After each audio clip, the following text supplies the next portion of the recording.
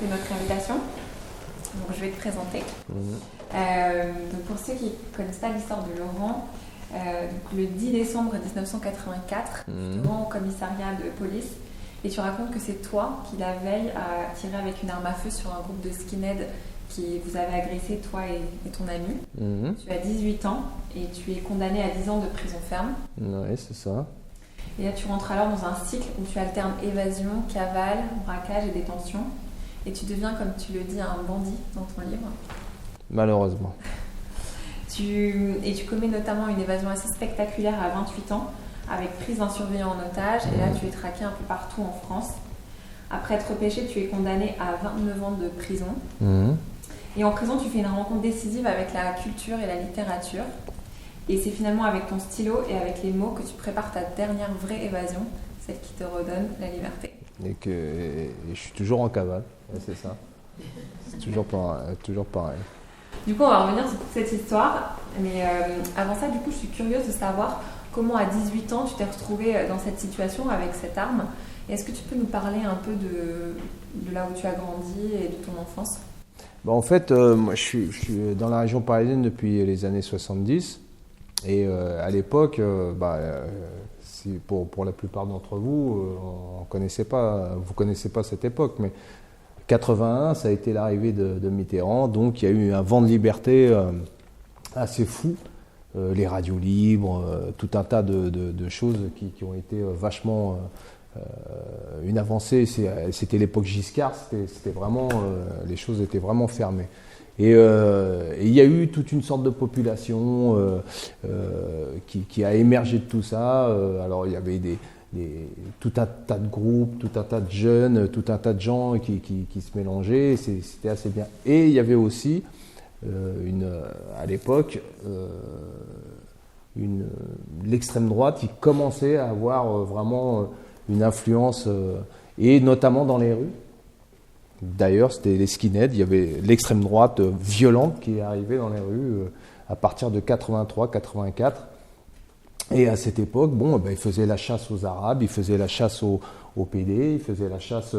voilà, c'était une époque très... Parce que c'était la première fois que la gauche arrivait, et les extrêmes pensaient... à l'époque, on pensait que les chars soviétiques allaient arriver... dans Paris, hein. Mais c'était vraiment un truc. La droite pensait que avec Mitterrand, les chars allaient arriver, les soviétiques allaient arriver. Donc il y avait toute une jeunesse comme ça, un peu d'extrême droite, qui est arrivée et qui a fait pendant quelques années pas mal de dégâts dans les rues. C'était la chasse, c'était vraiment un truc comme ça. Et un soir, je suis tombé sur ces types-là. À l'époque, j'étais pas un ange non plus, donc j'étais armé, j'étais avec ma copine, et puis rue Oberkampf, dans le 11e, un jour, je tombe sur 8 mecs comme ça, qui à 2h du matin, qui nous sautent dessus. Alors, où c'était nous, où c'était eux. Enfin, j'avais 18 ans, j'étais jeune, et finalement, avant que l'agression se fasse sur ma copine, j'avais une arme, j'ai tiré dans le tas, et j'en ai blessé un et j'en ai tué un. Voilà. Donc, en fait, c'est arrivé comme ça. Alors, je me justifie pas, hein, je veux dire, c'est pas. J'ai été condamné à 10 ans parce que normalement, pour des faits comme ça, on peut être condamné à 15 ou 20 ans. Il y a un mort, il y a un blessé, c'est quand même grave. Mais il y avait des circonstances, vu que ces types-là, c'était le COP de Boulogne, et c'était des gens, d'ailleurs, Batskin ou Ayoub, qui font partie aujourd'hui de groupes, les identitaires, etc., qui sont vraiment des activistes, mais aujourd'hui en costume cravate, sont toujours là. Hein, mais à l'époque, c'était vraiment des jeunes qui étaient ultra violents et qui agressaient tous les gens qui étaient différents. Donc cette rencontre a fait que,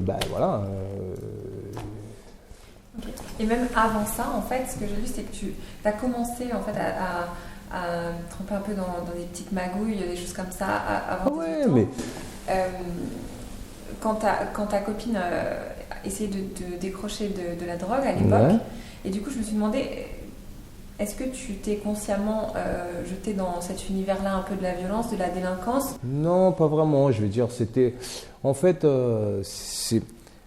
le terrain social était propice à ça. Je veux dire, moi je vivais dans une cité, bon voilà, on dealait du shit, c'était pas dans nos esprits, c'était quelque chose de pas normal, mais on va dire c'était dans le quotidien en fait. Donc pour faire un peu de fric, voilà, on vendait un peu. C'était une époque un peu voilà, 83, c'était la première fête de la musique, tout le monde fumait son joint, bon voilà, il n'y avait rien de grave, c'était pas de la délinquance en fait, c'était pas de la délinquance, c'était pas aller cambrioler, il n'y avait pas un esprit vraiment recherché dans ce genre de truc, voilà, disons qu'on se débrouillait, j'aurais pu faire autrement, mais en même temps je faisais des études. Je veux dire, voilà, c'était. Et cet événement est venu faucher et a fait qu'à 18 ans, je suis rentré à Fleury-Mérogis pour des années. Mais c'est toujours pareil, j'ai jamais accepté cette peine parce que je considérais qu'à l'époque, je m'étais fait agresser, ce qui a été prouvé par la suite, parce qu'après, même aujourd'hui, on se rend compte qu'il y a des jeunes, des extrémistes qui ont tué un jeune. Il n'y a pas longtemps, il y a 4-5 ans, des fascistes qui ont un jeune Alméric ou un truc comme ça, je ne me souviens plus exactement de son nom, mais c'est toujours des faits. Et puis il y a l'affaire Bouram aussi, le jeune qui a été jeté dans la Seine, mais tout ça c'est venu après. Moi c'était en 84, l'extrême droite le phénomène skinhead s'est révélé dans les années 85-86 et après l'affaire Bouram d'ailleurs, qui a été jeté dans la Seine à l'époque suite au 1er mai de Le Pen. Voilà, mais c'était trop tard, j'avais déjà été condamné. Donc il y avait une espèce de comment dire, pas d'injustice, parce qu'on ne peut pas parler d'injustice. Moi, j'ai payé ma dette, le problème n'est pas là. Mais il y avait quand même une raison. En fait, il n'y a pas de raison, mais c'est explicable. Voilà. Ça veut dire qu'on se retrouve à 2h du matin face à 8 skinheads qui vous veulent du mal à un moment donné. La panique fait que ça peut arriver. Si j'avais pas eu d'armes, si ça se trouve, c'est moi qui serais mort et ma copine violée. Et voilà. Donc, ça a toujours été un problème, une chose que je regrette, mais aussi un problème, j'aurais aimé que ça n'arrive pas, mais on ne peut pas changer le destin, c'est comme ça, donc il faut l'accepter. Mais c'est aussi une raison pour laquelle j'ai eu un sentiment de révolte et que j'ai jamais accepté ma peine.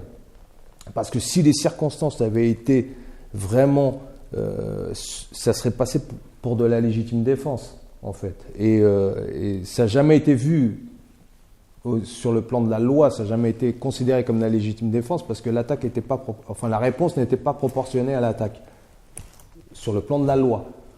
Mais quand on voit qu'il y a 8 types super dangereux et qui ont, et d'ailleurs aujourd'hui leur parcours, leur histoire, je veux dire, les mecs ils faisaient partie quand même d'un groupe qui s'appelait Zyklon-B, quoi, un groupe de musique. Je veux dire, c'était des fous. Vraiment, Et puis, quelques années plus tard, d'ailleurs, il y a eu un reportage en 85, de 52 à la une, qui a fait un reportage sur ce groupe et de la dangerosité de ce groupe-là. Et on les voit à l'action, en train d'agresser des gens dans la rue. Enfin, et c'est passé juste après mon jugement. Bon, pas de chance. Mais si ce reportage était passé un peu avant, j'aurais pris 5 ans. Et donc là, tu rentres en prison et donc tu l'écris dans le livre. Donc, quand j'ai eu ce passage, mon cœur s'est serré parce que tu te rends compte que voilà, tu vas être enfermé. Et du coup, tu décides tout de suite d'adopter une attitude assez violente. Quand tu rentres en prison, tu te dis c'est la survie. Mais l'univers de la prison, c'est un univers ultra violent. Je veux dire, on rentre dans un monde où c'est la fosse aux lions. Je veux dire, c'est l'arène. Fleury-Mérogis, c'est la plus grande prison d'Europe, c'est 5000 détenus. Par bâtiment, en promenade, on est 300, on est 400. Je veux dire, si on descend et qu'on est une victime, c'est mort. Donc il faut faut se taper tout de suite. C'est malheureux, mais la violence, il n'y a pas un surveillant qui va vous protéger. Hein. Je veux dire, la promenade, il faut descendre, et si on descend, et on est confronté à des types qui vont vous agresser, qui vont vous prendre vos baskets, qui vont vous prendre... Et si on est victime, à partir de là, moi je l'ai compris tout de suite, au bout de la deuxième, troisième promenade, j'ai compris le système, c'est un autre univers. Et c'est paradoxal parce que c'est un univers que la loi, que les institutions pénales, c'est là où devrait y avoir le plus de lois et de règles. Mais finalement, c'est là où il y en a le moins. Parce que les détenus sont livrés à eux-mêmes, ils sont dans une violence qui est administrative, c'est-à-dire la privation de liberté, les conditions de détention, etc. Donc c'est une violence, mais il y a aussi la violence entre détenus qui est, qui est extrême. Donc quand on est confronté à ça tout de suite, on est obligé de... Alors si on a les défenses pour pouvoir y résister, psychologiques et physiques, on y résiste. Si on n'y résiste pas, c'est un suicide tous les 3 jours en prison. C'est un mec qui se pend tous les 3 jours. Parce que la tension est telle, la violence est telle, qu'il faut répondre à cette violence. Et à cette violence, on ne peut répondre que par la violence. Il n'y a pas de discussion, il n'y a pas de diplomatie dans une promenade. On ne peut pas arriver, oui, mais tu comprends, moi je suis quelqu'un de gentil. Ça n'existe pas. Le type, voilà. Et malheureusement, on est obligé de passer à l'action, de s'engager physiquement. Et de faire ça. En fait, il faut faire sa place. Il faut arriver, il faut démontrer qu'on mérite sa place. C'est un monde complètement animal. C'est un monde humain, évidemment, mais c'est très animal, c'est très féroce, c'est très, très cruel. Donc le faible n'a pas sa place. C'est terrible, mais le faible ne peut pas résister. Le faible reste en cellule, et puis à un moment donné, à force d'être enfermé, à force de se faire racketter, de se faire... Il peut pas tenir. Et à partir du moment où on est là pour une procédure criminelle, donc une longue peine, c'est tout de suite qu'il faut prendre le pli. Si on est là pour 1 mois, 6 mois, bon, à la rigueur, on peut s'arranger. Mais quand on est dans une perspective d'années de prison, il faut construire sa stature tout de suite. Et quand on est jeune, on n'a pas plus de facilité, mais disons qu'on est plus malléable. Donc on peut passer, on peut aller vers l'extrême. Et c'est vrai qu'on descend en promenade, il faut se taper. C'est mal, il n'y a pas de discussion, il faut se taper. Et la violence, elle est comme ça, et c'est tous les jours. Parce que tous les jours, il va y avoir un type qui va venir et qui va se dire, celui-là, ouais, il y a une sorte de domination interne, une sorte de hiérarchie dans la prison. C'est terrible, mais dans la promenade, il y a les faibles, il y a les forts, et il y a les très forts, et il y a ceux qui dominent. C'est complètement... voilà, c'est comme une meute, en fait, et il faut faire sa place dans cette meute. Parce que notre vie, elle est là, maintenant. Donc, va falloir... Mais c'est pas la pire des violences, celle-là. La pire des violences, c'est quand on sort du juge d'instruction à Paris, c'est la souricière, sous la conciergerie à Paris. Donc on se rend compte que, moi je ne savais pas qu'il y avait des cages faites pour les hommes. C'est-à-dire des endroits pour enfermer les hommes. Je savais pas que ça existait. Après il y a des camions avec des cages à l'intérieur pour enfermer les hommes. Après il y a des menottes, il y a des entraves. Et ça c'est le premier choc. Et on arrive à Fleury-Mérogis, donc c'est une ville entière de prisonniers. Donc on rentre dans un monde complètement dingue, et on arrive à la fouille et on vous met à poil, mais devant 2-3 matons, quoi. Je veux dire, moi c'est la première fois que je me mettais à poil devant quelqu'un. Dire à poil complètement, baissé, toussé, voilà quoi. Après on passe au greffe, et quand on passe au greffe, on enlève tous les bijoux, tout ça. Vous déposez vos cartes d'identité, tout ce qui vous appartient, et on vous donne un numéro d'écrou. Et ça, c'est terrible. Vous n'êtes plus considéré comme un être humain, mais vous êtes un numéro, un matricule. Et c'est pour dire, je l'ai encore dans la tête, c'est 138 496 Q. On ne peut pas l'oublier, mais c'est tout un symbole, parce que en fait, c'est un système, vous rentrez dans un système qui vous dénature, dénature votre citoyenneté, votre liberté, et on vous prend tout, et on vous donne un numéro, et on vous place dans une cellule. Et quand vous arrivez, vous faites les arrivants, vous êtes un peu perdu, et quand on vous place dans la cellule, vous rentrez dans la cellule. Moi, je rentre dans une cellule avec un plateau, et couverture et tout ça. Et finalement, je rentre dans la cellule et je vois qu'un seul lit. Je me dis, et je vois un mec dans le lit. Je vais dormir où? Il sort un matelas, je dors par terre. Pendant 6 mois, j'ai dormi par terre. Je veux dire, c'est ça la condition de détention aussi. Ça veut dire que vous arrivez, et c'est 3 douches par semaine, 2 douches par semaine. Non, mais c'est terminé. Vous n'allez plus à la douche comme ça. Tiens, à quelle heure il est? Tiens, je vais prendre une douche. Non, c'est terminé. C'est bam, bam, bam. La gamelle, c'est à 7 heures. L'ouverture, c'est à 7 heures. Après, à midi, c'est la gamelle. Et vous êtes privé de plein de choses. Mais après, il y a la famille. On ne voit pas la famille. On est privé de sa famille. On est pris en charge dans un système hyper dur et qui est hyper répressif et qui est là pour vous contraindre, pour vous punir. Vous rentrez dans une sorte de punition totale. Donc psychologiquement, descendre en promenade. Alors en plus, après, il faut descendre en promenade et affronter les trucs, mais la charge, elle est trop lourde. Et moi, je comprends les gens qui se suicident dès les premiers temps, parce que c'est tellement fou. C'est tellement, surtout quand on découvre le truc, encore quelqu'un qui est récidiviste, etc. Après, on n'a plus le même effet.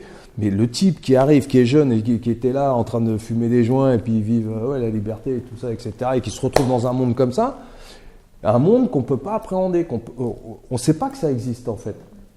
Et d'ailleurs, je coupe. Mais quand il y a des gens, des petits manifestants comme ça, un peu machin idéalistes, qui se retrouvent au commissariat, ils sont choqués par le traitement qu'ils ont subi au commissariat. Je veux dire, ils se sont retrouvés dans une petite cellule, ils vont porter plainte contre... mais là, c'est x10, x100. Donc, le choc, il est terrible. Donc là, tu as ce premier malheur qui t'arrive, et là, on a l'impression que la vie s'acharne, puisqu'en 86, on t'annonce que... Du coup, tu es diagnostiqué séropositif. Ouais, parce que ma copine qui était toxico à l'époque, on ne savait pas ce que c'était. On était là. On t'annonce une espérance de vie de 3 à 5 ans. La maladie est hyper peu connue. Mais le truc de fou, on était morts. Non, mais à l'époque, j'étais mort. Je me suis dit, aïe, c'est la fin. Non, alors, non seulement je suis au placard, mais là, aucune chance. Aucune chance de survie. Ouais. Je me dis, là. Comment tu fais? En fait, on ne fait pas. On est dans un. Ce choc, en fait, le premier truc, 82, 83, c'est à l'époque l'épidémie du sida, personne ne savait ce que c'était en fait. Il faut se remettre dans le contexte. Aujourd'hui, on en parle, bon, tout va bien, les gens sont soignés, etc. Mais à l'époque, c'était la peste. C'était la peste. C'est ça le truc de fou. C'était vraiment considéré, on était touché, on était mort. Et donc, bon, alors ça, et tout d'un coup, parce que les tests sont apparus en 85. Donc, avant, on ne pouvait pas savoir. Donc, les vrais tests sont apparus en 85. Donc, les tests, on fait un test, on ne sait jamais. Et boum, Japon, terminé. Là, plus d'horizon, c'est fini.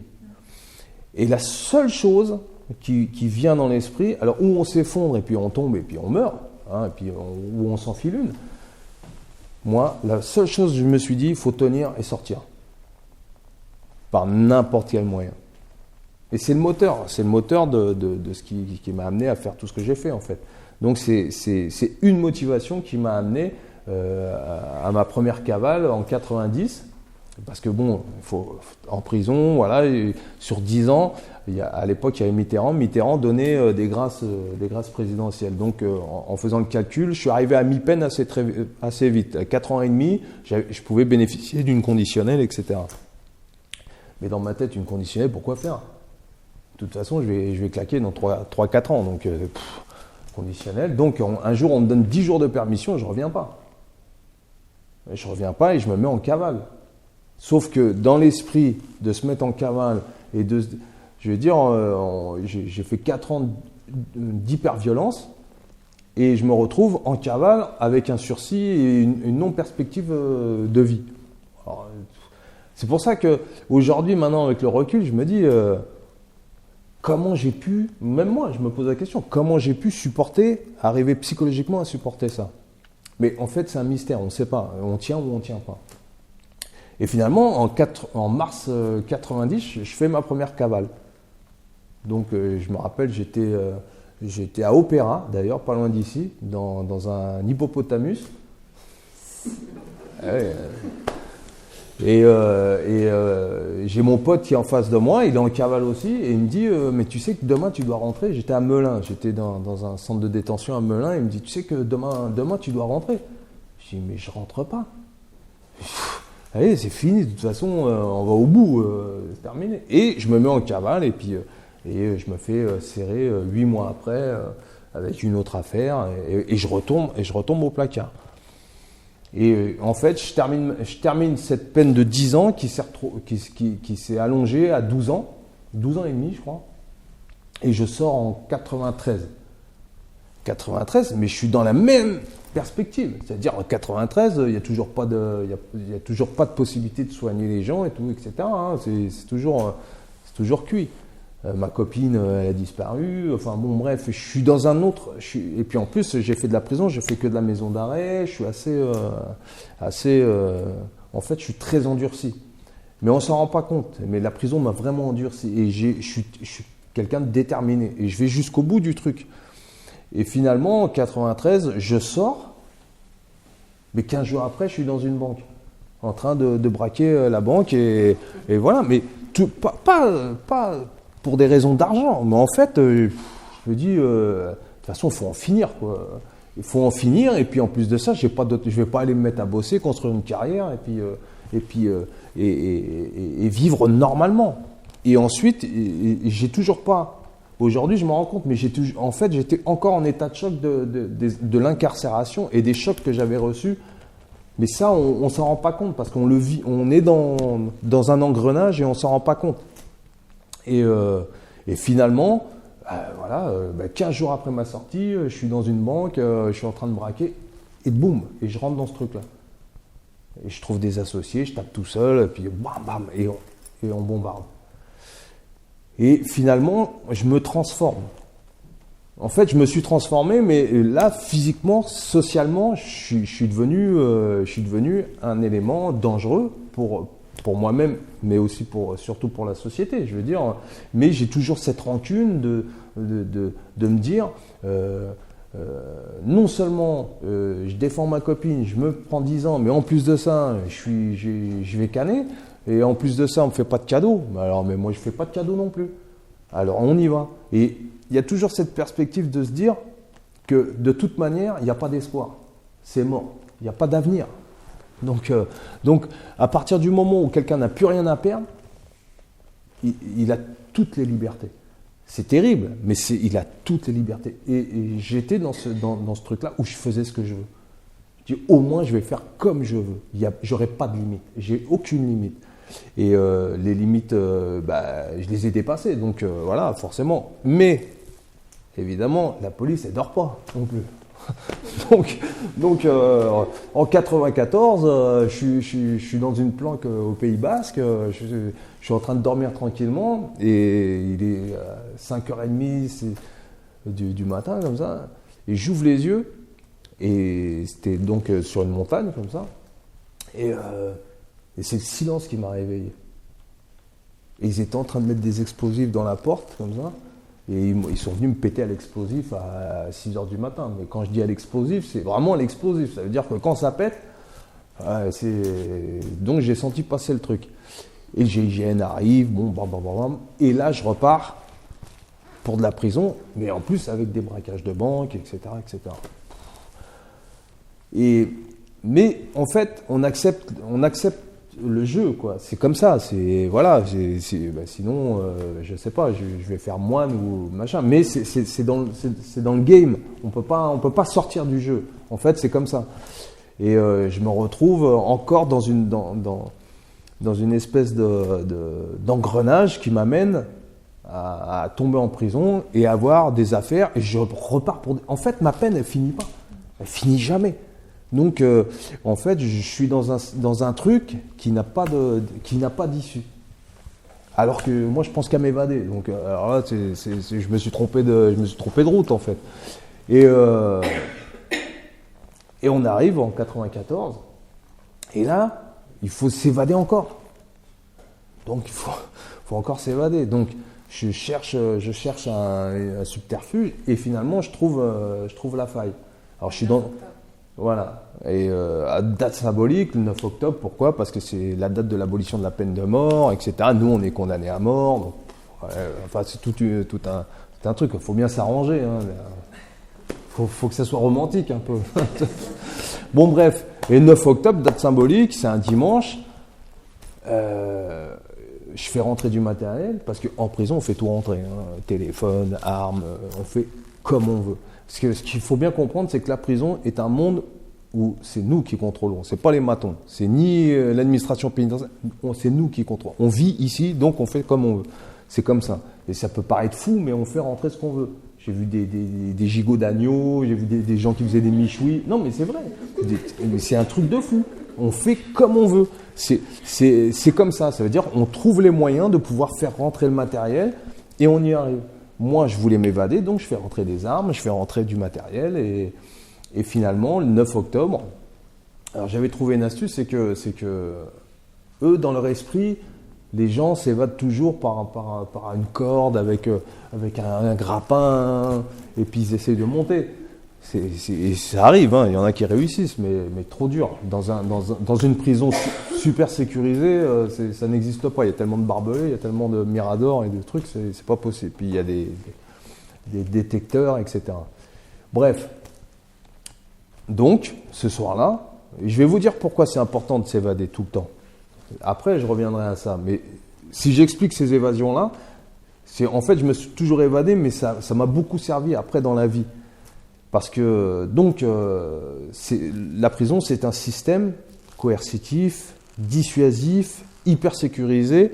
Et quand on y est, on pense qu'on ne va jamais sortir, tellement les murs nous paraissent hauts et tellement la sécurité qui est là. Il y a des miradors armés, il y a tout ça.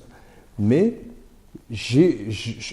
dans mon esprit, je pensais que c'était jouable, que c'était possible. Et c'est ça l'important. C'est celui qui réussit à s'évader, c'est celui qui croit, qui a foi dans son truc. C'est-à-dire qu'on peut faire la plus belle évasion, si mentalement il ne l'a pas, il ne sortira pas. C'est-à-dire que quand il va arriver devant le mur, au passage à l'acte, il ne va pas tenir. Et donc, en fait, l'évasion, c'est très psychologique. Et la prison, c'est que psychologique. C'est-à-dire que des murs peuvent tomber, il y a des gens, ils vont rester en promenade. Ils vont pas partir parce qu'ils sont conditionnés. C'est le conditionnement qui est fait. Et quand on n'est pas conditionné, c'est là qu'on arrive à sortir. Bon, bref.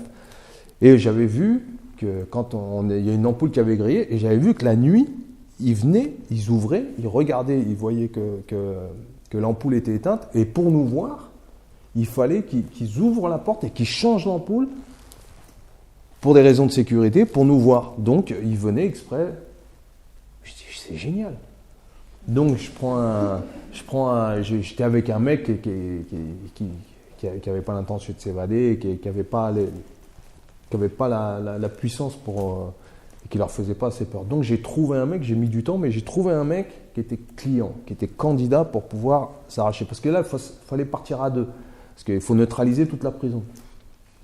Donc, je trouve un mec, je le mets avec moi en cellule, et ce qu'il y a de marrant, c'est que ce mec-là, c'était un mec qui s'était déjà évadé.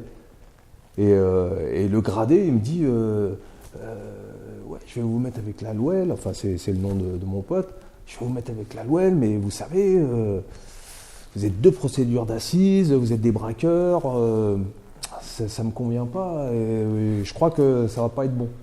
Je dis, écoutez, si vous le mettez avec moi, je vous dirai tout ce qu'il fait. Le mec, il dit, ah bon et tout. Je dis, faites-moi confiance, je dis, vous verrez. Parce qu'ils avaient peur de lui, ils avaient très peur de lui parce que c'était un mec, il était capable de s'évader au ciseau et tout. Hein. C'était vraiment un dingue. Je dis, moi je peux le maîtriser, vous inquiétez pas. Donc ils le mettent avec moi. Et il s'appelle Brisé, le gradé. Il me dit, vous me jurez, hein, vous me dites tout. Dès qu'il fait un truc, vous me le dites. Juré. Et ils le mettent avec moi. Non, mais c'est terrible. C'est l'administration, ils sont tellement... C'est pour dire qu'ils sont tellement obsédés par la sécurité qu'ils sont prêts à tout. Ils sont aveuglés. Donc il vient avec moi, mon pote est content et tout. Je dis, allez, maintenant on va préparer notre évasion.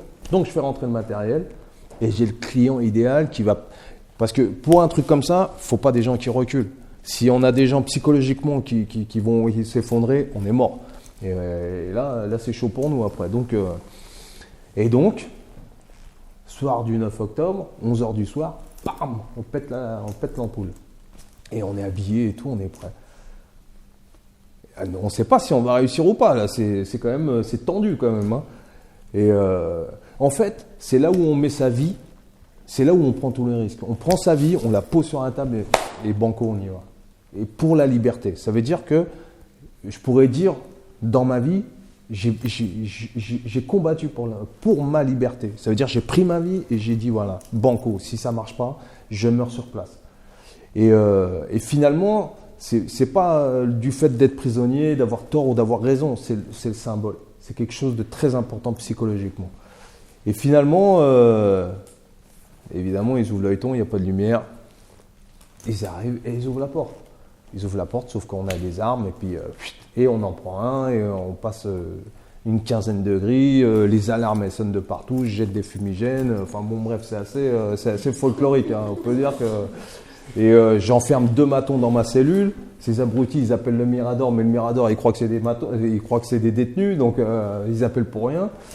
Et c'est la guerre, quoi. C'est vraiment la guerre. Là il faut maîtriser, chaque fois il faut maîtriser, il faut passer les grilles, etc., etc. Bon bref, on arrive jusqu'à des sas de sécurité. Sas de sécurité, il faut psychologiquement, parce que nous, on peut dire ce qu'on veut, mais on ne va pas tuer un mec comme ça de sang-froid. Ça, c'est dans les films, ça n'existe pas. Je veux dire, quand moi je vois des films dans les braquages, par exemple, ils font des braquages, ils sont là, ouais, bouge pas, ça crie de partout, ah si, je te tue, machin.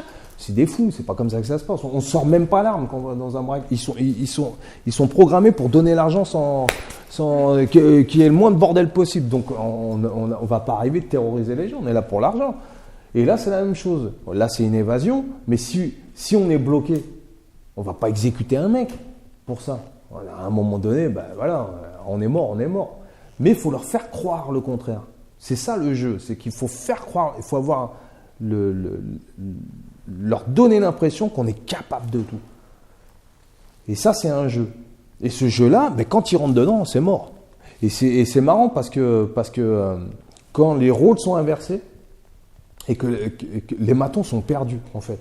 En fait, il y a un moment où les gens, et ça je l'ai vu dans d'autres actions, c'est-à-dire qu'à un moment donné, quand la violence, elle est hypnotique, en fait, et à un moment donné, ils restent bloqués, ils ne savent plus, et c'est là-dessus qu'il faut jouer. C'est pendant ce temps-là qu'on progresse, et on passe les grilles, et on arrive jusqu'au sas, le dernier sas, le maton il s'enferme, mais bon, psychologiquement, on fait un coup de pression, il ouvre, et c'est moi qui appuie la grande porte. Et c'est la nuit, c'est un truc de fou quand même, on vit le truc. Et, comment est-ce que tu te sens là quand tu sors de cette... Ah mais, à un moment, franchement... Est-ce que tu te sens vraiment libre? Non, pas encore, ah non, pas du tout. Là. Ah non, là, mais pas du tout, parce que l'alarme quand elle sonne chez les flics, en même temps. Ça fait que quand on rentre dans le dernier sas, à la porte d'entrée, il y a une matonne, elle est en train de... Oui, ils sont en train de s'évader, mais oui, venez vite. Et clac. Donc on sait qu'ils arrivent en même temps. Donc là, c'est chaud bouillant parce que eux, ils rigolent pas non plus. Hein. Nous, autant on rigole, on essaie de faire de la psychologie, mais eux, ils vont nous allumer. Non, mais là, ils vont nous tuer. Parce que la peur et la sécurité décuplent le truc. Un flic qui va nous voir arriver, il va nous allumer, il va pas réfléchir. Donc c'est de ça qu'on a peur. Et finalement, comme c'est des sas de sécurité, ça veut dire qu'il faut qu'il y ait une porte fermée pour qu'une autre s'ouvre derrière, on est obligé de prendre un otage. Donc je prends un otage avec moi et on l'emmène. Et quand on recule, on fait une marche arrière pour sortir, on a les 2 miradors qui vont nous allumer. Donc on est c'est très tendu, quoi.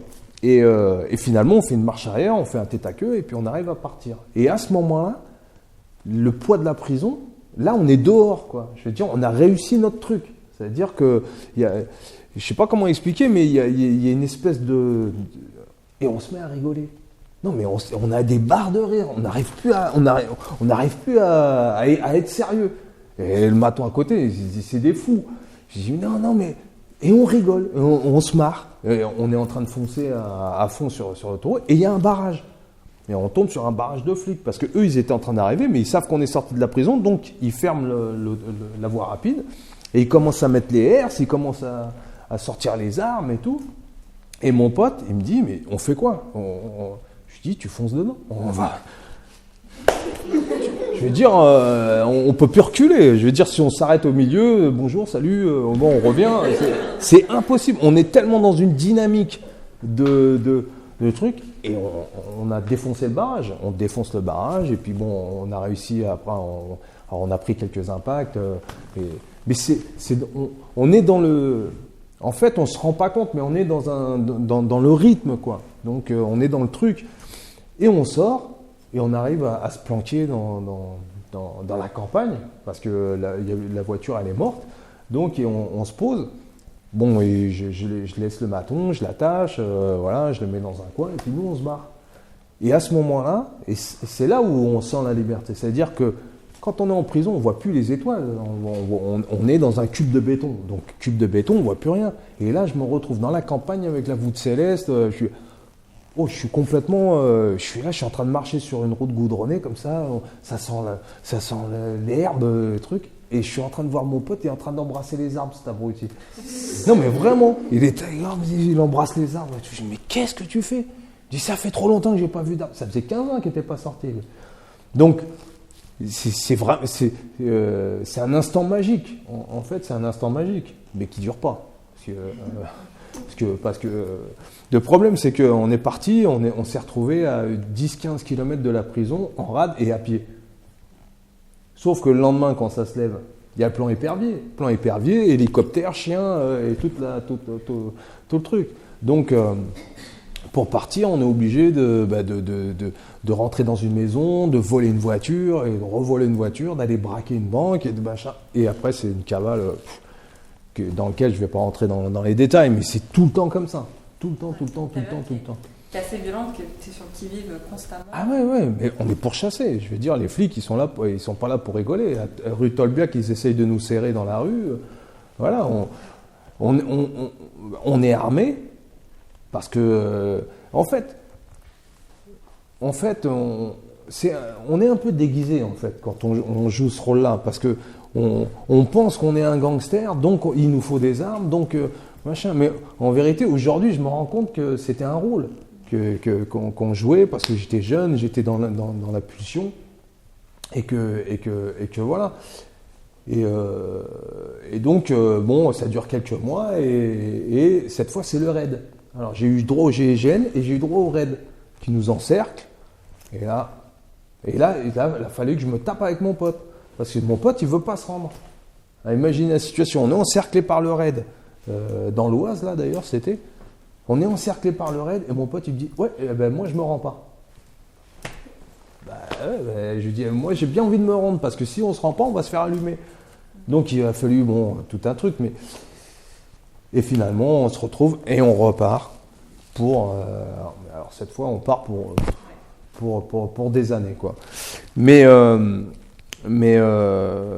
finalement, aujourd'hui, alors, on repart pour des années, quartier d'isolement, c'est-à-dire 50 quartiers d'isolement.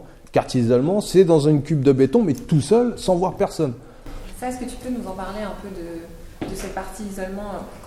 À quoi est-ce que ça ressemble? Parce que tu passes 5 ans, c'est énorme. Ouais. En fait, quartier d'isolement, c'est... Qu'est-ce qui t'aide à tenir surtout? En fait, c'est les QHS. Quartier d'isolement, c'est les QHS. QHS, là, on est en 95.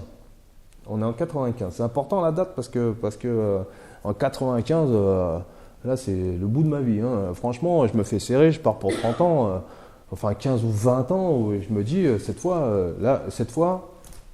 c'est mort. Et je me retrouve en plus au quartier d'isolement. Quartier d'isolement, c'est c'est une sorte de punition. L'isolement total, alors déjà la prison, c'est dur, mais alors l'isolement total, sans rapports humains, sans rien du tout, c'est encore plus dur. Là, on sent encore plus la prison. Et c'est un milieu, les QHS à l'époque, dans les années 70, les gens militaient contre les QHS parce que c'était des instruments de torture en fait.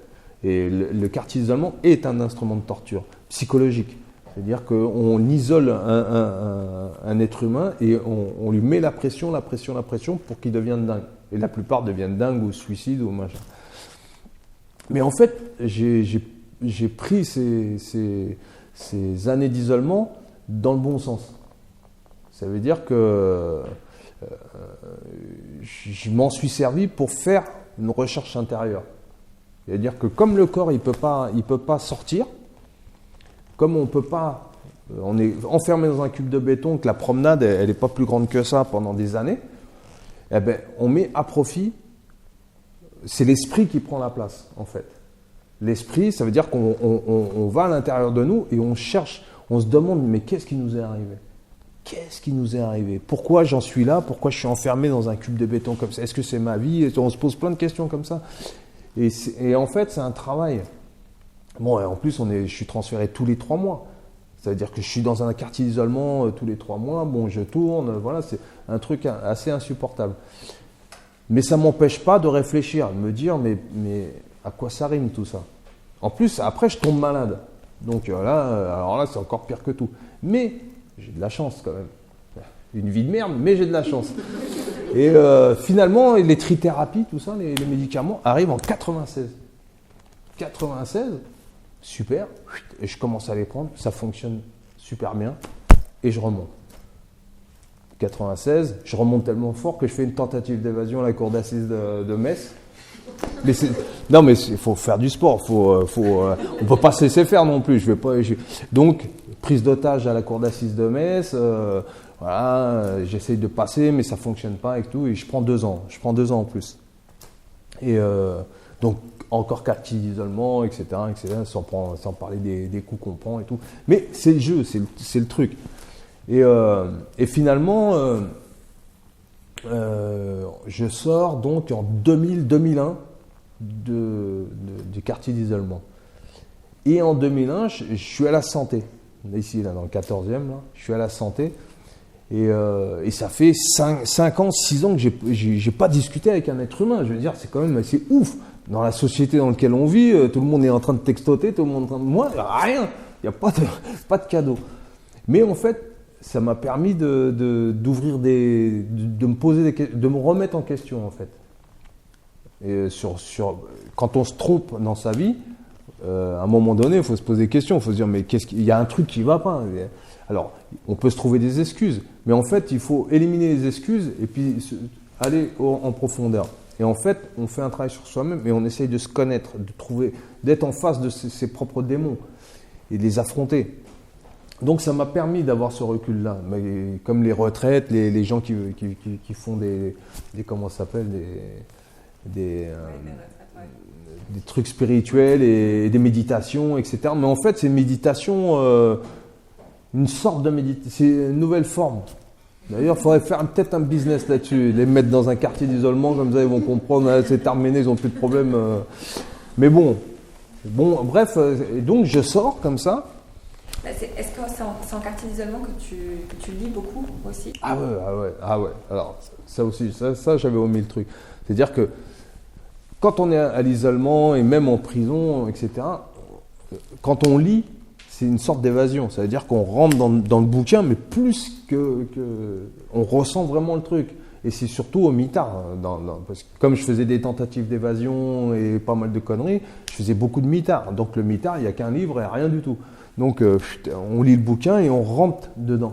Vraiment. Donc on lit les auteurs et puis on rentre dans une lecture. Et c'est là où on se rend compte de la puissance des mots, en fait. De la puissance que ça peut générer. Ça veut dire qu'un bouquin, quand on le lit, on y croit. Même si les mots, ils ont cette puissance-là. Et je me suis rendu compte de ça. Et je me suis dit, putain, mais comment le mec, il peut expliquer que, je sais pas moi, que le verre d'eau, il est sur la table, mais il va mettre 3 heures pour l'expliquer.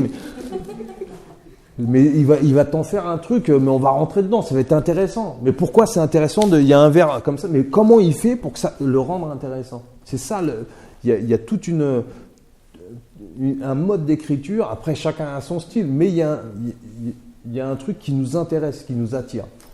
Et j'avais remarqué ça dans les bouquins. Que ça soit Voyage au bout de la nuit, Camus, tous les trucs. Et c'est le seul plaisir qu'on peut avoir. Et donc, en 2001, je sors. Alors, 2001, en plus, il y a les avions qui s'écrasent dans les tours. Je veux dire, truc de fou, quoi. On vit dans un monde de plus en plus fou. Parce qu'en même temps, on suit l'extérieur. C'est ça qui est marrant. Parce qu'il y a eu la guerre d'Irak, machin. Et nous, on est en fait, parce que on est à l'extérieur du monde, mais on le voit comme si c'était une fenêtre qui passait. Donc, les gens changent. Les gens changent, les enfants grandissent et tout, et on est absent. Et je tombe sur en 2001, je m'inscris à tout ce qu'il faut s'inscrire, moi. Je suis sorti des Allemands, donc je vais à des cours, je vais n'importe où, je vais en promenade. Et à la santé, ce qui est bien, on faisait ce qu'on voulait. Non, mais à la santé, c'était une prison, mais un truc de fou. Ça veut dire qu'on prenait un ticket, on allait d'un bout à l'autre de la prison. Elle était à nous, la prison. On faisait rentrer du coq au vin la nuit. Du coq au vin. Les téléphones, les machins. Enfin bon, c'était vraiment c'était une bonne période. Franchement, c'était une bonne période de la santé. Bon, évidemment, je faisais essayer de rentrer des lames de scie, des machins, mais bon. Et donc, on arrive à 2001 et je vais au cours, comme ça, et je rencontre un prof de philo qui s'appelle François Chouquet, qui est à Paris 7. Bon, enfin, il n'y est plus maintenant, mais... Et comme je m'étais intéressé à la lecture, j'avais commencé à écrire un peu, moi, des conneries, des machins. Je me suis dit, tiens, faudrait que je me mette... En fait, je me suis dit, je vais écrire pour raconter mon histoire, parce que s'il m'arrive un truc, on ne pourra pas comprendre ce que j'ai vécu. Donc, il faut laisser une trace, quelque chose. Peu importe, on s'en fout, même si c'est mal écrit, mais il faut le faire.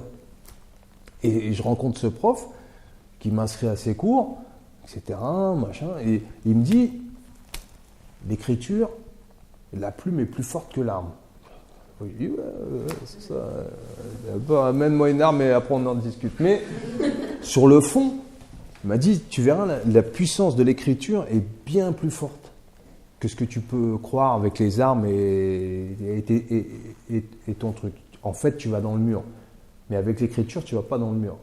L'écriture, tu as des gens qui vont lire ton histoire et qui vont essayer de comprendre et de la façon dont c'est tourné et de la façon que tu es tort ou tu as raison, mais peu importe. Et ça fait son chemin. Et je me dis, tiens, je vais rentrer dans ce truc-là. Je vais essayer d'écrire. Donc, j'écris et je fais un premier jet comme ça. Je dis, ouais, c'est bien, mais t'as une histoire, c'est dingue et tout.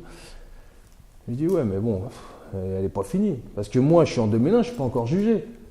Donc, je me dis, et je finis par être jugé et je prends 30 ans. Enfin, 29 ans. Mais bon, en gros, ça fait 30 ans. Hein, on va arrondir les machins.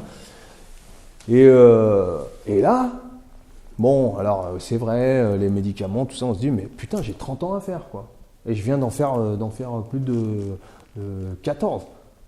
Ah, on voit, mais c'est pas le tunnel, on n'est pas dans le tunnel, il n'y a plus de lumière, il n'y a plus rien. Là, on est vraiment, on sait même pas, il n'y a même pas de perspective. Donc... Est-ce que tu dirais que la rencontre avec ce prof de philo, c'est déterminant pour ta liberté? Pas tout de suite. Pas tout de suite, mais ça a été un déclencheur. Un déclencheur parce que, en fait, quand on vit dans ce monde-là, il n'y a pas de cadeau. C'est-à-dire que j'ai toujours été confronté à des hommes contre lesquels je me battais. Que ça soit du système ou que ça soit des détenus, j'ai toujours vécu les relations humaines que d'une façon violente. C'est vrai, c'est la réalité. J'ai toujours été confronté à un rapport comme ça, avec l'autorité, que ce soit l'autorité et tout le reste, même vis-à-vis de moi. Je ne dis pas qu'ils ont eu tort, ça veut dire qu'ils répondaient à ma violence. Donc c'était un échange, c'était le seul échange que j'avais avec les êtres humains en fait.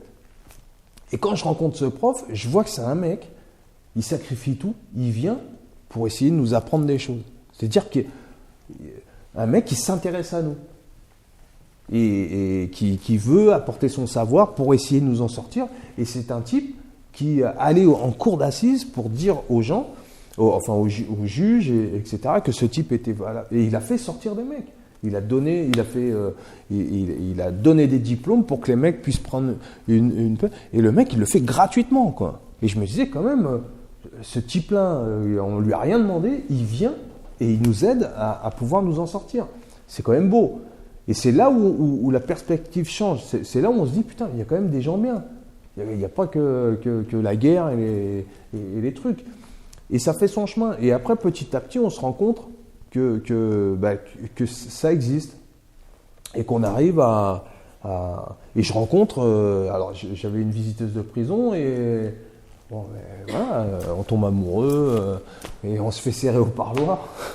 Donc, après, on se marie, etc. Donc, là, je rencontre l'amour, je rencontre des choses qui sont humainement, que j'avais oubliées complètement, qui m'étaient sorties de la tête, quoi. Je veux dire, je vivais dans un truc comme ça, et je me rends compte petit à petit qu'il y a autre chose que l'univers de la prison, du banditisme et tout ce qu'on veut. Et c'est là où ça a été déterminant, en fait, c'est que lui, il m'a amené une autre perspective, une autre vision des rapports humains, mais aussi de la connaissance et de la culture. Et je me suis intéressé à ça. Je me suis dit, mais c'est vrai. Après, on lit des bibliographies, on voit des parcours de gens qui ont vécu des trucs assez durs et qui finalement s'en sont servis pour faire des bonnes choses. J'ai dit, ouais, mais voilà, c'est ça le déclencheur, en fait. Mais le système pénal, il continue. C'est-à-dire que ma peine, elle continue aussi. C'est-à-dire qu'après, je suis transféré en centrale sécuritaire, parce que ça, c'est en maison d'arrêt, centrale sécuritaire. Il y en a 5 en France. Alors, c'est un monde encore plus fou. C'est encore plus fou. Ça veut dire qu'on est dans des prisons où il n'y a que des perpètes, des 20 ans, et les mecs, il n'y a pas d'espoir. C'est encore en maison d'arrêt, la peine moyenne, c'est 9 mois. Donc, il y en a plein qui sortent, qui rentrent, c'est vivant.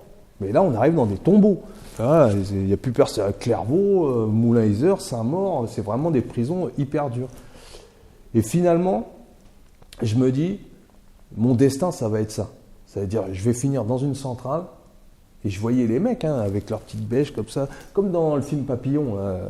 Ils sont comme ça, et ils ont passé leur vie à faire du placard, courir après la liberté, et puis finalement, ils finissent ou morts ou en prison.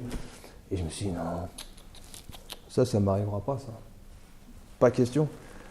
Alors, on va tout faire pour changer le processus. Parce que suite aux évasions, suite à tout ça, on est considéré comme un individu dangereux. Donc, on est classifié par le ministère comme DPS, détenu particulièrement surveillé.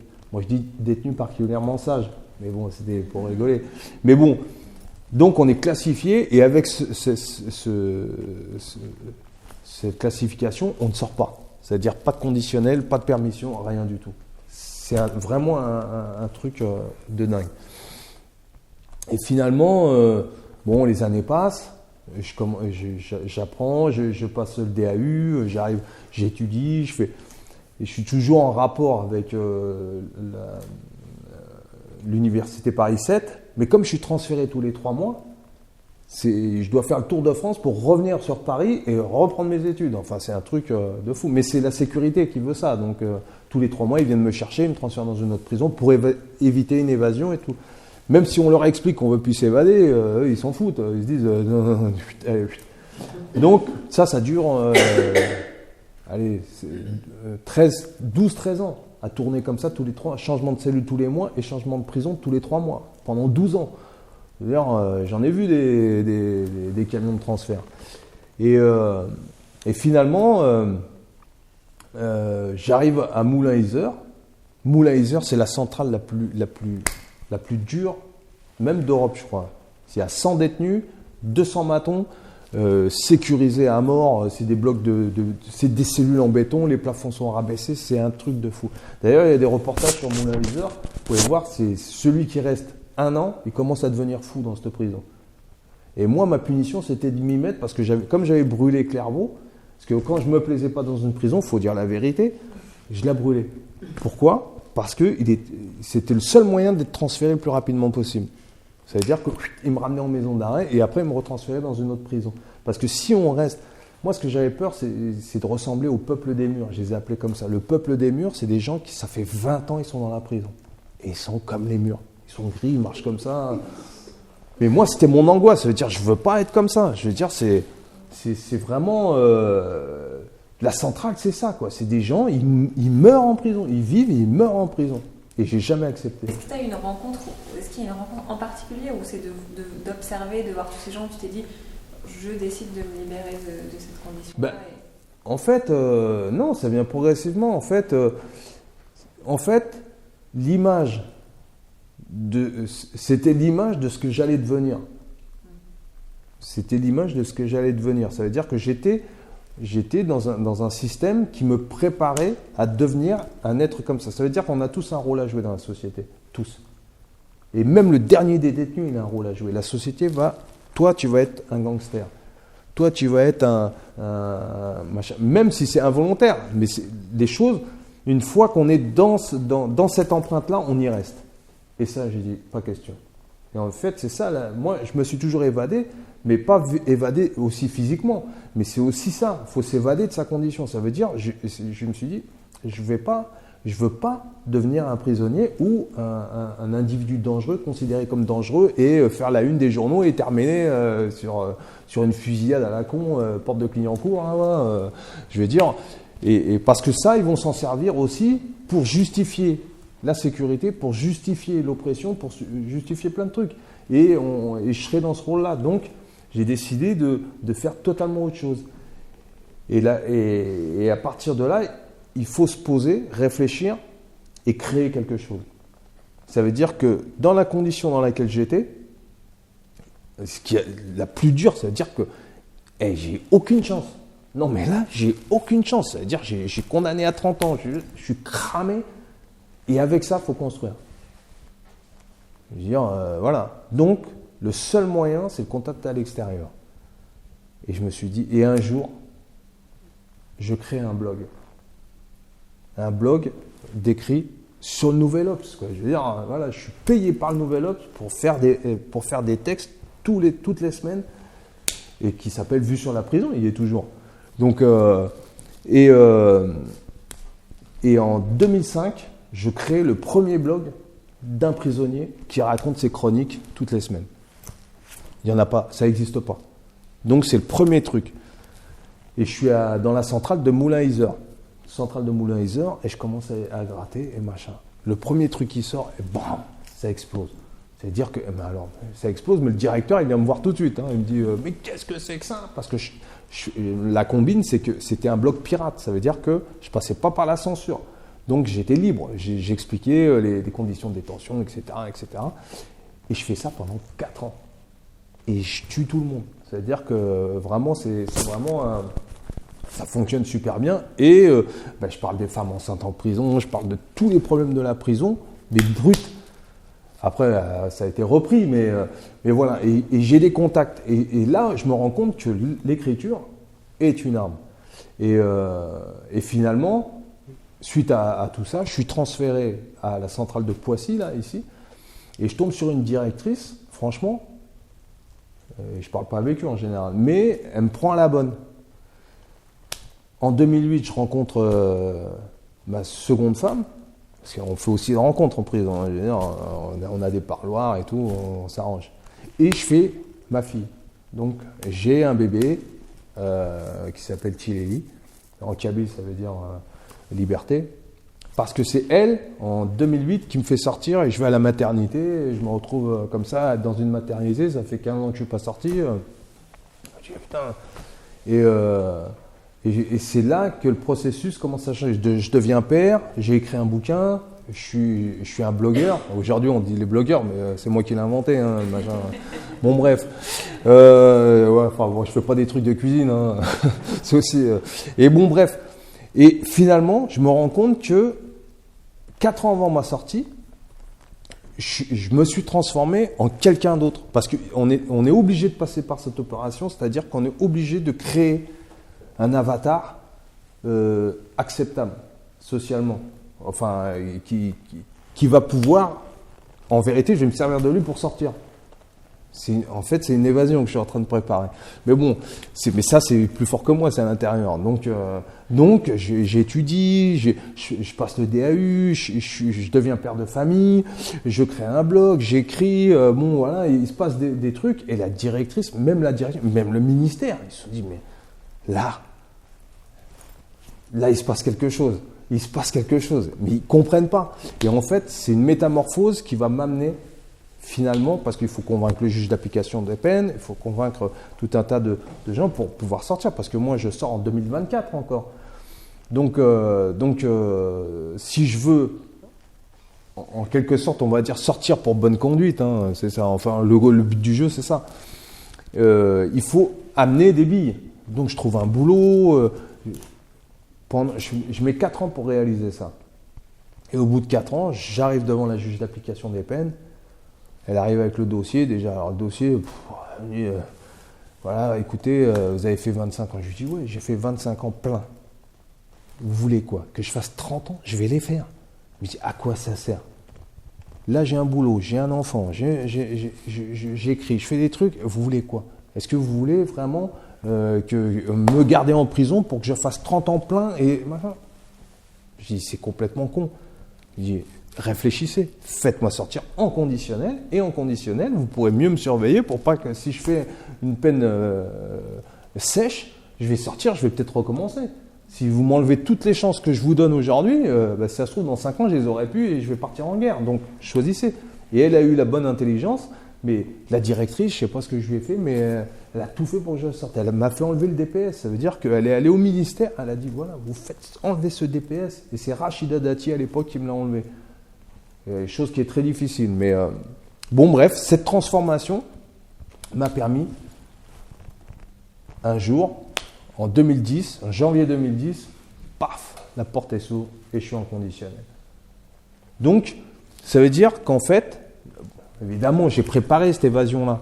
C'est une conditionnelle, mais c'est aussi une évasion. Je l'ai fait dans un esprit d'évasion. Ce que je veux dire, c'est que quand je veux dire, il n'y a rien d'impossible. Ça veut dire, de là où je suis parti jusqu'à aujourd'hui, si on est déterminé, et ça dans toute... Parce qu'aujourd'hui, je le vis, ça fait 8 ans que je suis dehors, je fais plein de choses. Je veux dire, que ce soit Grand Corps Malade, il a fait une chanson pour moi, que ça soit...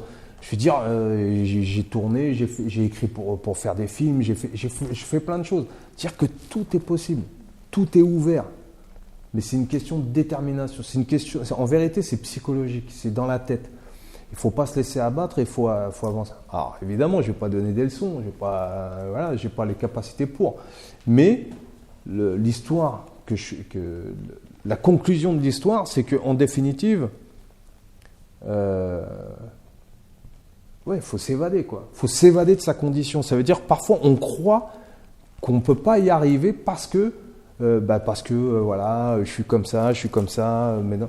Mais en vérité, c'est que de l'illusion. Et quand on passe la barrière de l'illusion, quand on passe la barrière de la dissuasion, de l'illusion ou de la peur, on se retrouve dans un monde où tout est permis. Mais vraiment, tout est permis. Et aujourd'hui, dans la vie, je m'en rends compte parce que je fais des choses. Tout à l'heure, je suis allé à un rendez-vous parce que voilà, on est en train de négocier un truc, mais je suis sur 25 fronts. En même temps, mais c'est facile pour moi parce que j'ai eu tellement la pression dans ma vie antérieure qu'aujourd'hui la pression dehors, franchement, ils n'ont pas le niveau. Non, mais ils n'ont pas le niveau, c'est pas possible. Ils sont là, donc. Est-ce que tu arrives aujourd'hui à ne pas être otage de ton passé? Le problème, c'est pas ça, c'est que c'est la société qui me renvoie. Par exemple, j'ai pas le droit de vote parce que j'étais réclusionnaire, donc j'ai pas le droit de vote à vie. Donc, je suis pas un citoyen complet. Il y a des boulots que je peux pas faire. Si je suis contrôlé par la police, évidemment, je vais dire, moi, ils m'emmènent. Il y aura pas de discussion. Même dans les rencontres, avec des gens qu'on ne connaît pas dans une soirée sympa, machin. Si jamais je commence à leur dire que j'ai fait 25 piges de placard, je vais dire non, mais c'est pas ça, c'est que la peur et l'appréhension du truc, on est dans une situation difficile. Donc, en fait, il faut s'adapter. Et la force que j'ai, c'est l'adaptation, puisque j'ai été transféré tellement de fois souvent qu'il a fallu que je m'adapte très vite. Donc, l'adaptation m'a permis. Aujourd'hui, dans la vie, je suis obligé de m'adapter à des situations, à des gens, à des situations. Alors, je sais à qui il faut le dire et à qui il ne faut pas le dire. Il faut jouer avec ça. Mais professionnellement, c'est difficile parce qu'on ne peut pas faire comme on veut. Mais la solution, c'est de trouver la solution. Ça veut dire de chercher et de trouver la solution. Parce qu'on croit qu'on est sur des rails et que la vie, elle est faite avec une carte bleue, les machins, les trucs. Moi, j'ai pas de carte bleue, j'en veux pas. C'est un appartement avec son truc. On a des idées très conçues, mais en vérité, il y a plein de voies différentes. Et moi, je veux dire, je peux partir à la... Là, j'étais en Jamaïque au mois de décembre parce que j'avais envie d'y aller. Et je me suis retrouvé sur un truc, un petit hôtel comme ça, sur pilotis, avec la mer en dessous, avec un carré de verre comme ça, en voyant les poissons et tout. Et je me suis dit, putain, j'étais au Mitard il y a quelques années de ça. Et aujourd'hui, je suis en Jamaïque, à Montego Bay, tranquille, et je pensais au moment où j'étais au Mitard en train de discuter avec mon rat, par exemple. J'étais là. Et puis, donc, tout le parcours comme ça, je suis allé à Miami, et je voyage comme ça. Je suis allé en Irlande, je bouge. Donc, et ça m'apprend. En vérité, je profite je profite de mon évasion, quoi. Je kiffe. Là, je vais partir encore. Mon kiff, c'est les hôtels de luxe. Ah, c'est les hôtels de Lausanne, Terre Blanche, vraiment, hein, où les mecs ils arrivent avec des gants et puis des plateaux en argent.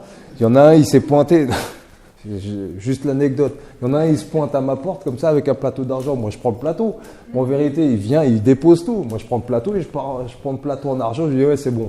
Et le mec il comprenait pas, il est resté comme ça. Et j'avais une copine qui était avec moi, il me dit mais qu'est-ce que tu fais? Il vient installer les trucs. Je dis ah non, mais pourquoi il a peur que je prenne le plateau?